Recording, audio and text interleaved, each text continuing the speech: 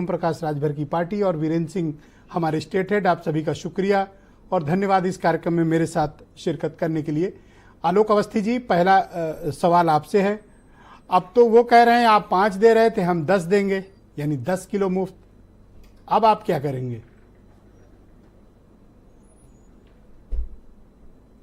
देखिए ब्रजेश जी, उनको ये दिख गया है कि वो दहाई की संख्या में भी नहीं पहुंच पा रहे हैं। 4 चरणों के चुनाव हो चुके हैं। भारतीय जनता पार्टी का जो अपना आकलन है कि हम साधारण बहुमत प्राप्त कर चुके हैं। अब अगले 3 चरणों के चुनाव में हम 370 पार करेंगे अपनी सीटें और एनडीए 400 पार करेगा। तो झूठ बोलने में तो कोई पाबंदी नहीं है।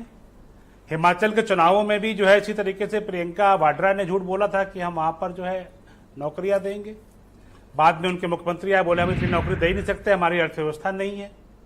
इसी तरीके से मध्य प्रदेश के चुनावों में जब कमलनाथ मुख्यमंत्री बने थे तो कहा था किसानों का ऋण माफ कर देंगे। बाद में किसानों का ऋण नहीं माफ किया, बोले हम तो खाली कोऑपरेटिव सेक्टर का थोड़ा सा वो जो है हम अंश देंगे।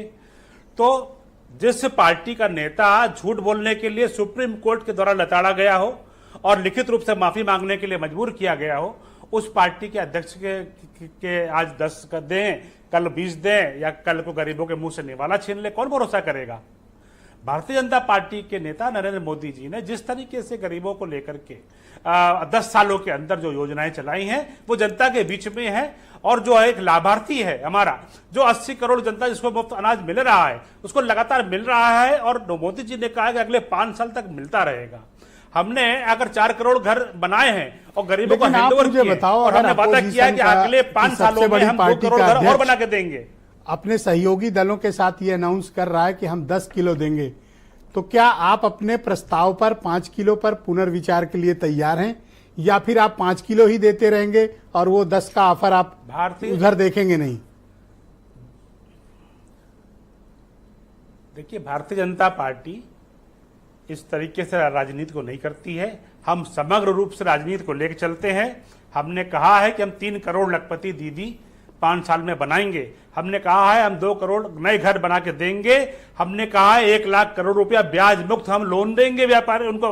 80 करोड़ से अधिक गरीबों को हम 5 साल तक 5 किलो अनाज हम देते रहेंगे। हमने तो ये सर, भी ये कहा आप कंफर्म करते हो कि बीजेपी देगी तो 5 किलो ही देगी, सत्ता में वापसी पर इसे बढ़ाएगी नहीं?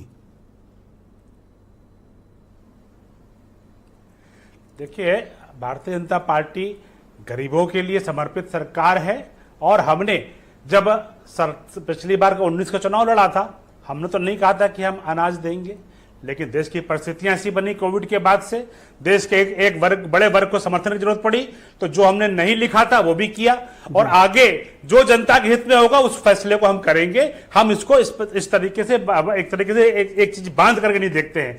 आज देश की ग्रोथ बढ़ाने पर आप विचार भी कर सकते हो कि ये 10 कह रहे हैं तो आप भी 10 तक आ जाओगे। आप विचार कर रहे हो?